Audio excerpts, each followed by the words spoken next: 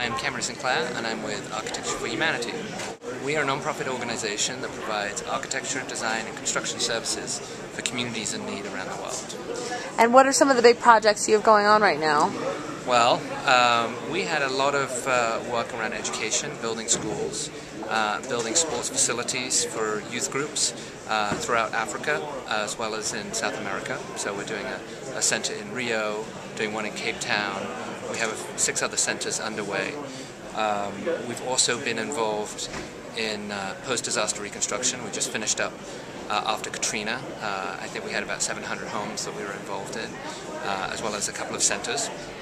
But of course, I came to Davos and I was asked to speak about design and some of our sports for social change programs, and one of the projects is in Haiti.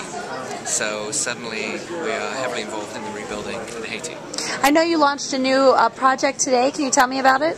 Yeah, we have a program called Students Rebuild, which is at studentsrebuild.org, and it's getting students across the United States to donate towards building schools in Haiti.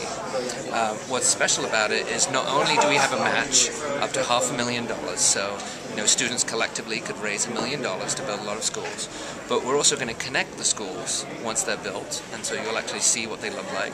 And we're also going to describe the development process, so you'll actually get to see the schools being built that you donated towards. So were you an architect first or a humanitarian first? A little bit of both, I guess.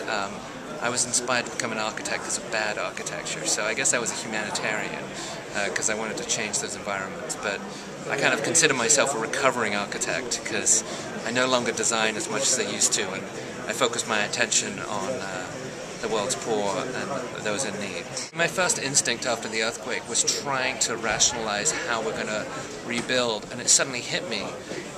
And this was our greatest fear after Katrina. I mean, we worked there for years, and every summer we would freak out because of hurricane season. So this is not just an earthquake. This is an earthquake with a hurricane coming in 6 months' time. So the last thing we want to do is have 400,000 people in tents.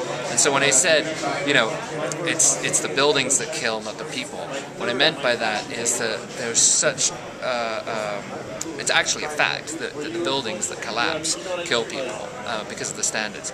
That when we build back, we've got to build back in a way that not only protects now but protects for the future.